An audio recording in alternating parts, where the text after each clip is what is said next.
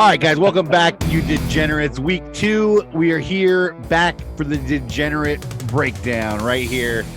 You know who I am, always with my brother Matt, hanging out. We're going to get right into it because we're on a time crunch today. We got to get this done.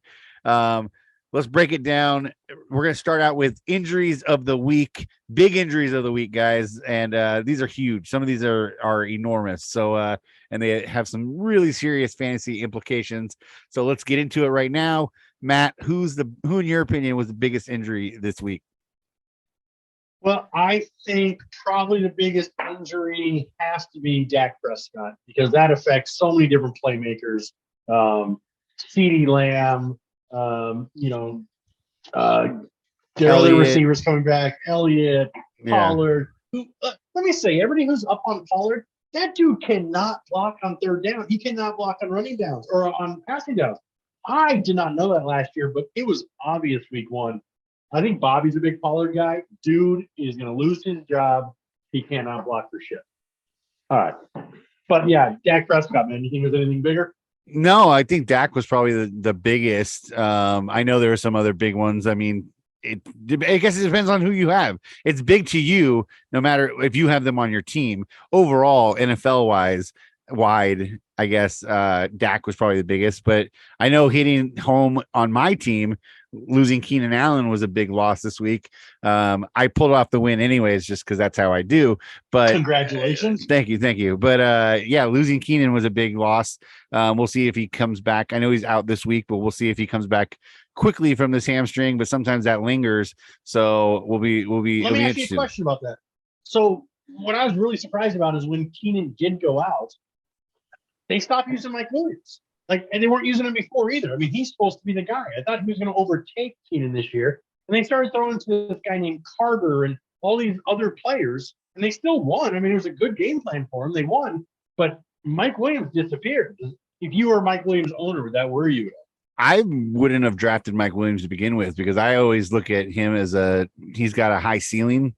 He's not a possession receiver like Keenan. Like I'm not on that team, in my opinion. Keenan's the possession receiver. Mike Williams has always been the big target kind of guy. You know what I mean? So that's just how I see it. I could be, people might argue with me on that, and then you have Eckler, as another weapon that catches the ball out of the backfield. So I don't know. And they like this third string guy. Goddamn, blanking on his name. Spiller. Don't say Spiller. Not Spiller. The third guy, Palmer.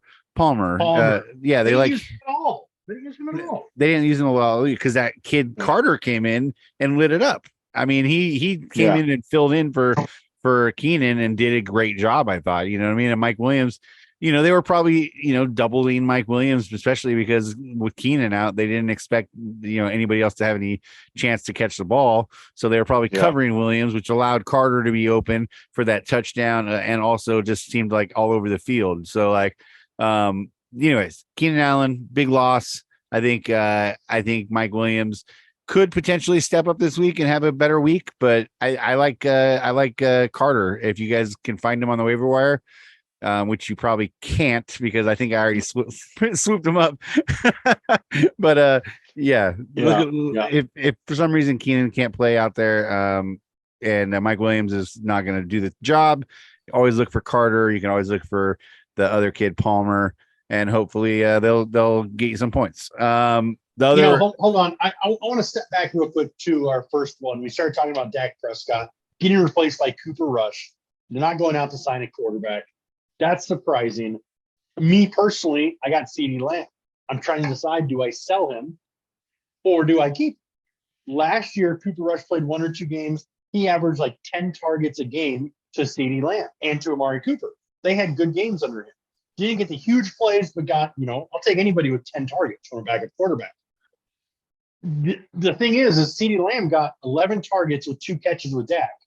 I wonder if he likes catching balls from Cooper Rush better. It couldn't have been any worse than last week for CeeDee Lamb. So I think I'm going to hold him. I think I'm going to say they still got to throw somebody. So I'm going to keep him. I think CeeDee Lamb loses about 30% of his value, still makes him a high-end wide receiver too. But just wanted to finish that. Yeah, no problem. I didn't think CeeDee Lamb didn't show up this week at all, right? As far as on the stat sheet, so he had Two catches. 2 catches? Yeah, so I don't know. I mean, it might be just a question mark on him in general, not just who the quarterback is. He just might not Well, don't be. say that. Yeah, you never know. Don't You say that. never I know. spent too much on him for that. I think the big injury this week to the Niners, obviously Elijah Mitchell, their starting running back, went down with a knee injury, out 6 to 8 weeks. And if you're lucky enough to have thought in advance to draft Jeff Wilson, or I know a lot of people are hot on this rookie that they drafted. Well, two of them. There's TDP and there's also Jeff Mason. And that's the big debate. Where do you go? I mean, I don't know that Jeff Wilson still has it. I don't think he looked good when he's played lately, last year. I know they really like this Mason kid. They let Trey Sermon go to keep him, but even though TDP was drafted higher, I'm really hoping that the reason TDP was a non-dress last week was because he was similar skill set to Elijah Mitchell, and he steps in and Jeff Wilson's still the back. I don't know how realistic it is, but that's what I'm hoping. Yeah, we'll see. He's a bruiser. Yeah, we'll see. I mean, I think they kept Jeff Wilson on the team and they have him in that spot for a reason.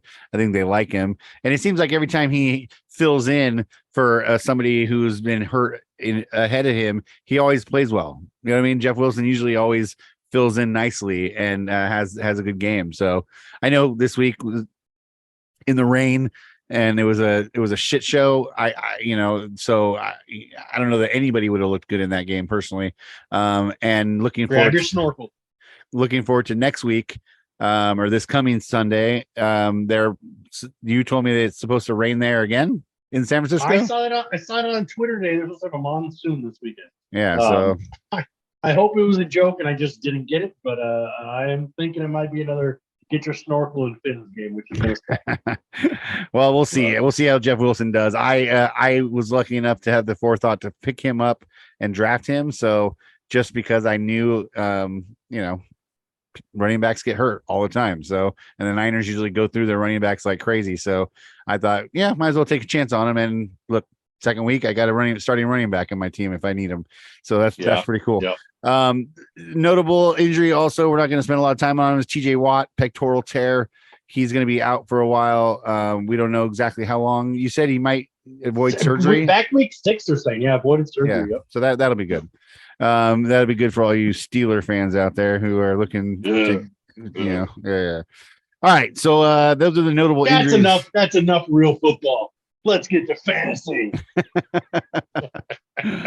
Yeah, let's get right to it. We're going to do a segment this week that we kind of are just brainstorming off the top of our heads. We're going to call it Shoulda, Woulda, Couldas. And that's just a fancy way of talking about who left them, like had extra points left on their bench this week that could have helped them win. And Matt's going to talk about this real quick about who he thought basically had the shoulda, woulda, couldas this week. Yeah, well, definitely, I'm going to bring up the people who left lots of points on their bench or started guys they should have started, but the guys just flamed out. It might have cost them the week. First and foremost, our good buddy Alex with his dual fucking stud quarterbacks, and he always takes. He decided to leave Mahomes on the bench. Ooh. 44 points, highest score of the week. Did he need him? Who did he start? Tom Brady. Oh, wow. He went to the game. He said he had to watch Tom Brady, so he played him, blah, blah, blah, blah. It worked out for him. He won. Congratulations. Whatever. Who did he beat this week? Who did Alex play this week? I would have to look that. He played Bobby. Oh, that's right. Your worst team in the league, Bobby, has scored 146 points. Although, the great thing about the ads, they got fucking swept in every league they played. They didn't win a single game. Megan got cut out of the Guillotine League week 1. Oh. The Habs had a terrible week, dude. Terrible week. The have-nots. The have-nots. That's fantastic. Yeah, there were some other people that got left on the bench. I know Jahan Dotson, rookie. Josh left him on the bench, scored 2 touchdowns. Thank God. Would have been hard to start a rookie. Yeah, think that would have beat you, brother. It might have. Think you would have beat you. No, I still had him. I still would have beat him. 139 to 112. I could have survived 2 touchdowns. 2 touchdowns. 19 points he got. I know James Robinson was left on the bench for some people. I think most people played the right stuff. There's not a lot of decisions that were made that cost people their weeks. So I think this week, not a lot of shit talking to do about start sits, but we'll be coming for you. You're going to be making mistakes. We know. Yeah. So Alex, you win the shoulda, woulda, coulda award this week with that benching of Patrick Mahomes. I don't know how you bench Patrick Mahomes. I mean, you're such a Chiefs fan. It's just like, how the hell do you ever bench Patrick Mahomes? And I understand it's Tom Brady, but Tom Brady, is not Patrick Mahomes now in fantasy. You know what I'm saying? There's still in real life, he's Tom Brady and it's Patrick Mahomes, but in fantasy, he hasn't been up to Patrick's level for a few years, I don't think.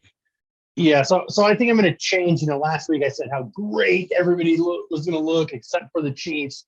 They were going to suck. They weren't going to make the playoffs. I think I reverse jinx or something. Hey, they're going to win Super Bowls for the next 10 years in a row. Chiefs. All they can do is win. Fuck those guys. Oh man, dude, speaking of predictions and like jinxings and what's not, Ryan texted me out of the yesterday and said, listen, man, I expect a full recount or what's the word where you take something back, recanting it or recanting, whatever, reversing, whatever. Now I have to look at his actual text because I want to make sure I get it correct. He said, I fully expect a retraction and apology today and call me the worst team now. He says he needs the juju to beat Nate. Well, we'll get into matchups a little bit later. We'll cover it then. Yeah. I just wanted to mention that. And he sent us a funny video. For anybody who didn't see the video, I'm gonna play it right here. Hey, Degenerates. Happy opening day. Great to be with all of you. My projections, I think I'm going to keep to myself, but I do have a reaction to the Degenerate breakdown. Thank you so much, Matt Conroy. You were stimulating and intuitive, and I really enjoyed your outtake on everything. Ben Conroy, how dare you, sir? Weenie jinxing my team on opening day? The best team in the league, coveting the players. I have 2 running backs that are guaranteed to lose their jobs and a bunch of number 2 wide receivers. Book it. Book it. You fucking book it, motherfucker. Nice. Now moving forward. Go on. All right, guys. So I would like to expand our listening base a little bit and talk about all the leagues that we do together. I mean, that's one of the greatest things why we're doing this podcast is because we are such a great community. Yeah. We love you guys.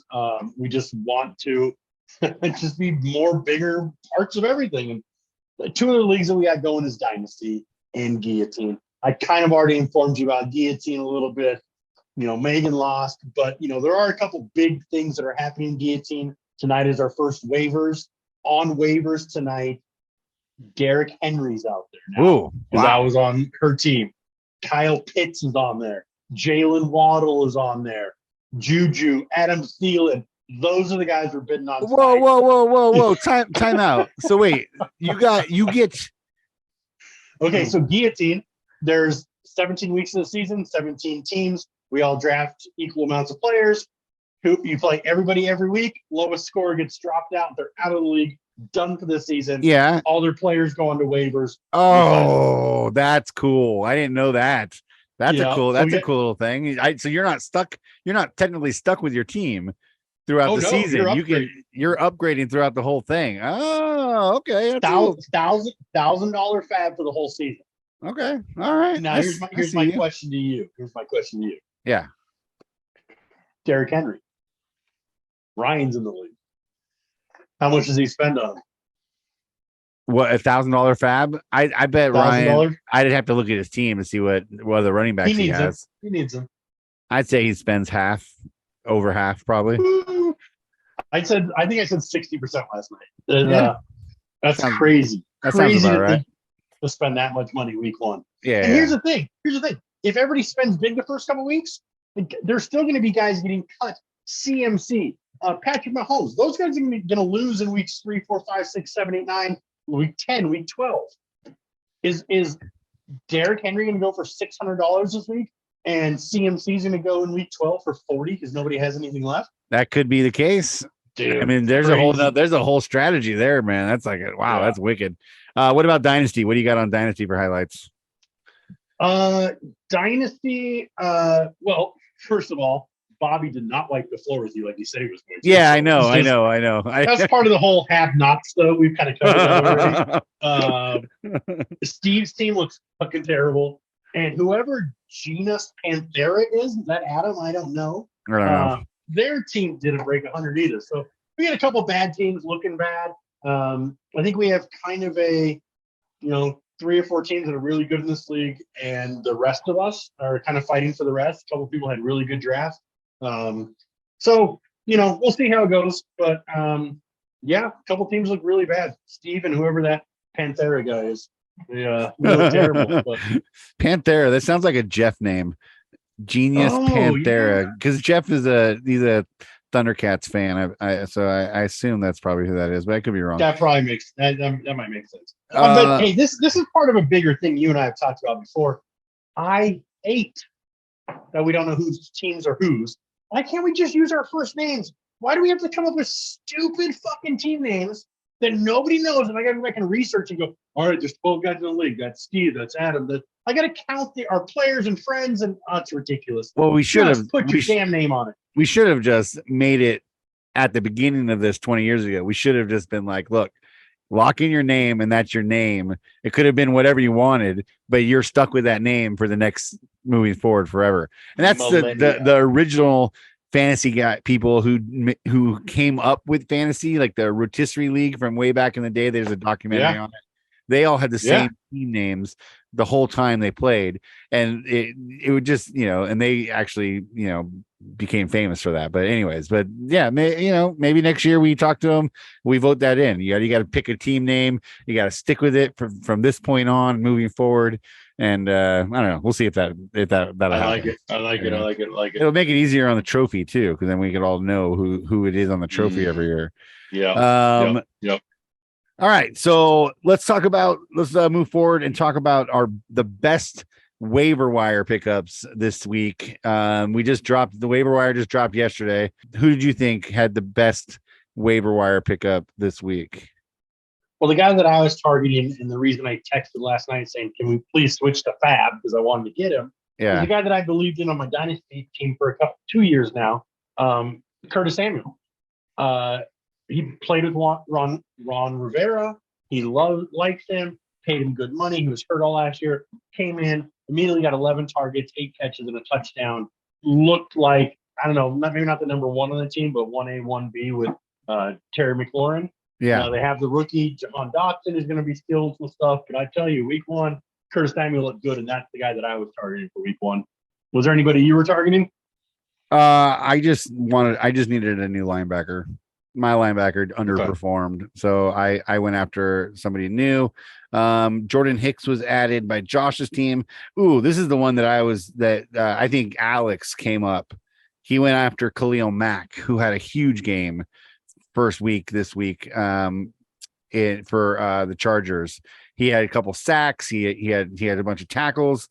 I think that was a huge pickup for Alex. Khalil Mack, I think he was out there. Josh picked up Jalen Warren from Pittsburgh, the running back. He had to. He's got Najee. Yeah, so that was a smart pickup on his side. Alex also picked up Eno Benjamin, which is actually a really smart pickup behind James Conner, because and he actually had a really good game behind Conner this week also. We had Taysom Hill picked up for some reason by Joey Hulu. Because he's a tight end, man, with 2 touchdowns. He's a tight end with 2 touchdowns, I guess. Yeah. Devin Duvernay, wide receiver, taken by the best name in the league this year, Cumcork. So Justin picked up Curtis Samuel, so you didn't even get him. So No, I didn't. You upset about that? How you feeling about that? Well, no, I'm never upset about, never upset about waivers. I know rights to take him. Wish I could have got him. Would have liked him. Yeah. Definitely could use him. But no. I got I made some good pickups, but nobody that I'm going to brag about here. Nobody that's going to change my team. Some of the late pickups after the waiver wire were Hayden Hurst by you, which I thought was a good pickup. That was a nice 11 targets. Yeah, he had a good game. Then some notable other ones. Myself picking up Carter in San Diego or LA now for the Chargers. Yeah. And Robert Tunyon was picked up also off waivers, which I think was a pretty smart pickup there by Adam. If you needed another tight end. So, combing these waiver wires this year, guys, is going to be very important. So we're going to be on it all year. We're going to be checking out who's picking up who's taking who, make bonehead pickups.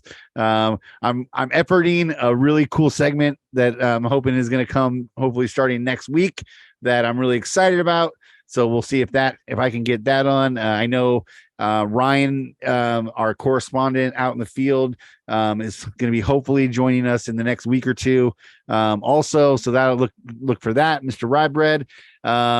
What else we got? You got well, we tried to reach out to Adam. We want to do the highest and lowest scoring, that's right, guys of the week. Reach out to them. He's on steady, couldn't do it. We might get him to drop a video we can put in here. All right, well, Adam, we appreciate you calling in to be on the second podcast at Degenerate Breakdown. I wish you were here under better circumstances. You are the lowest scorer of the week, week one. All right, what do you got to say, man? What do you got to say? I have to say, what you and Justin did to me this week, the lack of consideration for my feelings, non-consensual, no fucking lube, just, man, here's a towel. Oh, he gave you a towel? He took it easy on you. I mean, he's my brother. Yeah. I mean, fuck, dude. I was looking at my lineup at I don't know, what time's football start? 1, right? 1, yeah. Yeah, I mean, it was 10 back in California, but now it's 1. I was looking at 12:59 going, fuck, man, it's a pretty hard team. I got Alvin Kamara. I dodged the bullet with that Cam Akers goose egg. Let's go, Christian Kirk and Devonta Smith and all these fucking studs. How much did Devonta Smith get? 0. 4 targets. Yeah, he got 0. So that was a little less than they had predicted. Cole Kmet. Yeah. Cole Kmet, he was a start of the week by the experts. He also happened to be a bust of the week by a different expert. And I think that's what they do, is they're just like, yo, what are you writing? All right, I'll do the other way. And yeah. So here I am, 0-1 on what's been my most successful personal year to date in life. Well, we want to keep you grounded, man. You can't win in everything. Well, dude, you have the floor. 1 week in, you got any long-term gripes or bitches about the league or somebody in it? Trying to get some hot takes. Anything? You got anybody you want to blow up? Yeah, Adam sucks at fantasy football. Just straight fucking sucks. Anytime he won, it was fucking lucky. He doesn't pay attention. He fucking just looks at stats and doesn't read articles, reads headlines, and I don't even know all the rules to football. Why the fuck would I win at this goddamn game? Coming from what, a 3-time champion? Yeah, 3 times. Woo. Damn. Yeah, me and Tom Brady, luckiest guys in the world. Yeah, you had a good run there for a while. I had Antonio Brown when we had keepers. That's what I had. Yes, you did. You did. That floor of fucking 25 points a game. And that's a good place to start out from. You can make mistakes. You can have a Cole Kmet if you got Antonio Brown. But I don't have Antonio Brown this year. I have Christian Kirk. You do have Christian Kirk. Yep. Yeah. Six for 117. No touchdowns. I mean, Deebo Samuel could become my Antonio Brown this year because Elijah Mitchell's hurt. The Niners love to run their fucking running backs into the ground. And so whoever's up next is probably going to be hurt next week or in 2 weeks. Maybe I should get Marlon Mack. Dude, 4 weeks. Maybe he'll be fucking starting by week 6. You know what I mean? He might be, dude. He really might be. All right, man. Well, hey, it was fun to play highest scoring week against lowest scoring week. That was fun for me. I know not as much fun for you, but I appreciate you participating. Yeah, the only consolation is like there was nothing I could do. Well, who do you play this week? I don't know. Probably whoever's going to get the most points. All right, let me look it up. No, you can't play me. Can't play me 2 weeks in a row, man. Is it going to be you again? That's pretty you do have a good matchup. You're playing Bobby. Oh, okay. He's projected 3 points ahead of you right now. So, and you still got all your hurt guys in there. So by the time you switch out your players who are playing, you'll actually be favored this game. Oh, really? Yeah. So, and hey, the Habs got swept last week. Bobby lost in both leagues. Megan lost in Dynasty. Megan lost in Guillotine. Bam! Ben labeled them the have-nots. I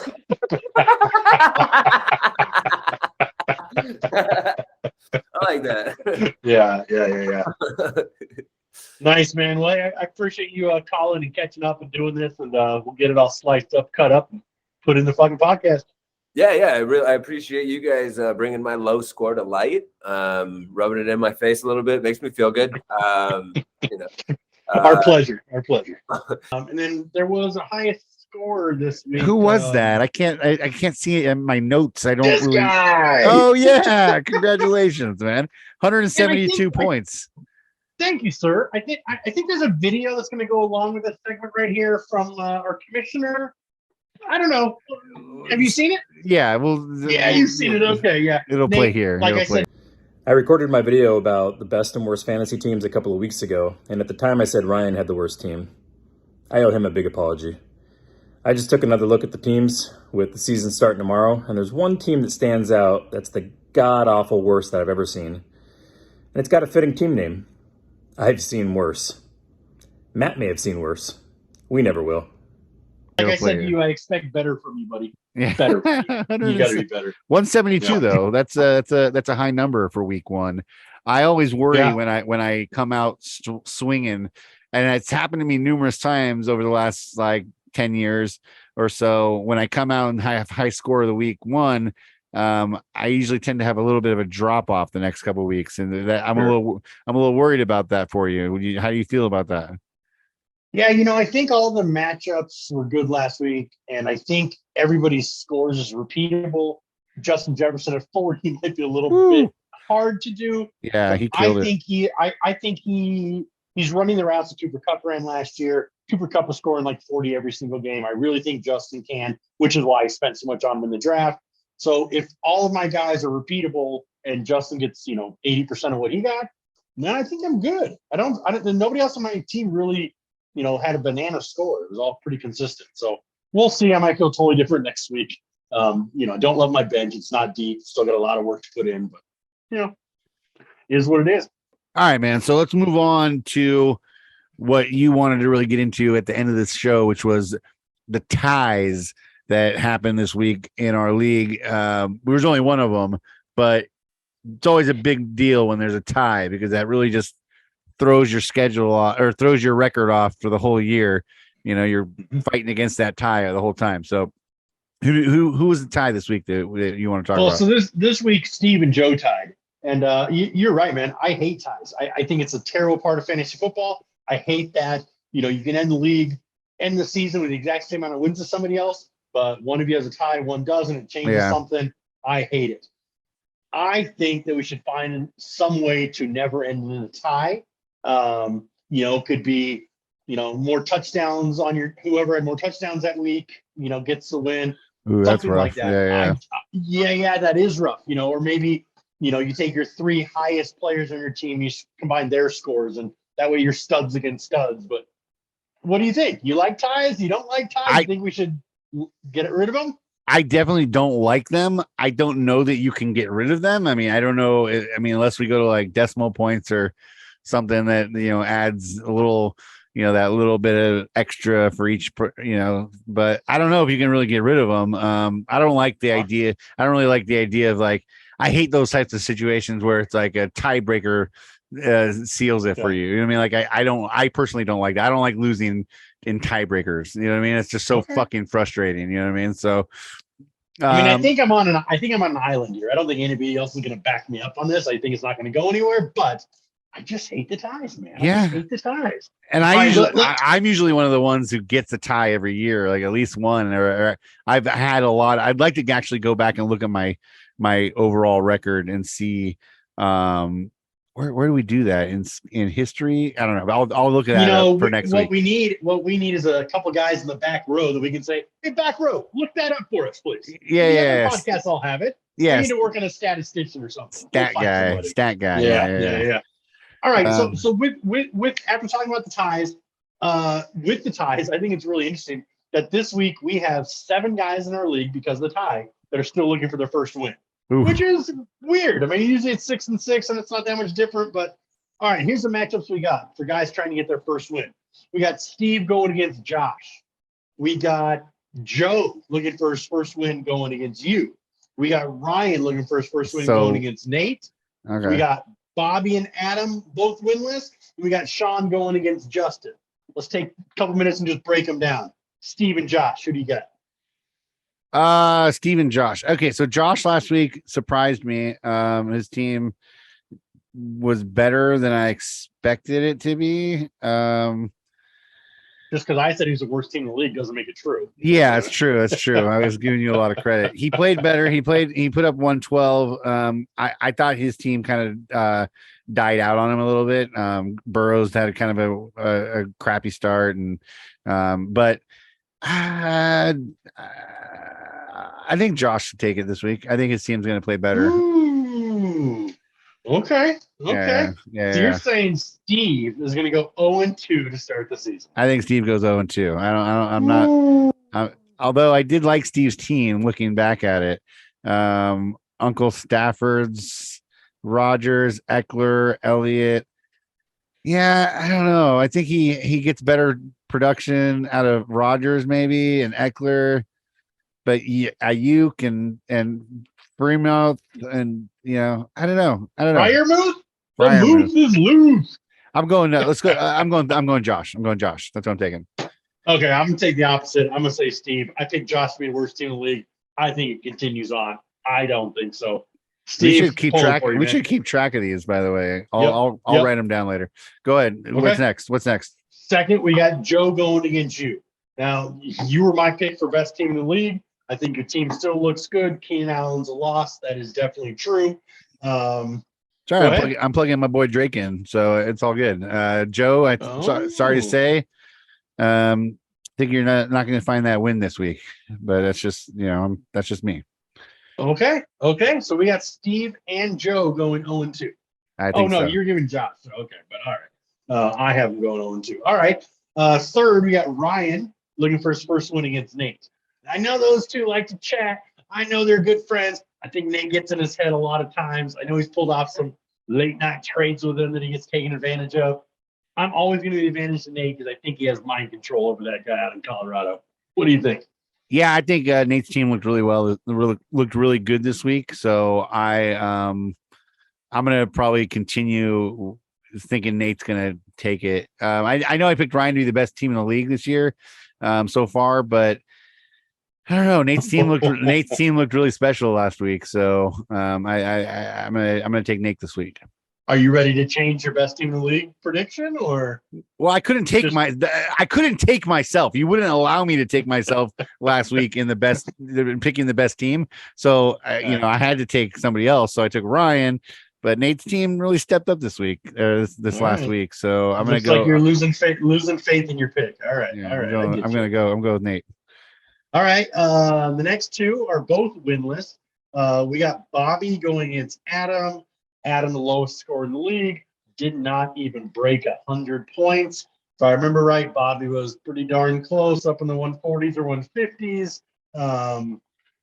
Yeah, man. I know Adam seemed really underperformed last week, and I was definitely worried going into the matchup, but I don't think Adam's going to do it.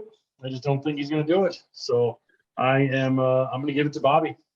Yeah, I'm looking at the teams. I think Bobby's team probably performs better this week than Adam. Yeah, I'm going to go Bobby. I'm going to go Bobby. Even though I picked him as the worst team in the league last week, I think his team surprised me a little bit. They showed some, some grit, and I think Bobby takes him this week. All right. Yep. So the last game we got is Sean against Justin. I know Sean had some good players last week. What do you think on this one? I think Justin's team really surprised me and looked really good last week, putting up 170, which was that's a huge number. Third highest score. Hertz looked good. Barkley, I don't know if he'll get another 33 out of Barkley like that, but he looked pretty good. He's over 10 points on the majority of his players. So I think Justin's team's the real deal this year. And so I'm gonna go Justin on this one. Yeah, he is favored by 7 right now, and Sean is starting Carson Wentz, which I know he looked good last week, but I don't think Carson Wentz is going to look that good all season long. A lot of week 1 flukes happen. Yeah. So, man, I am with you. I'm going with Justin. That would leave Sean winless, Steve winless, Joe winless, Ryan winless, and Adam winless. Wow. That's a hell of a list. That would be huge if that's how it played out.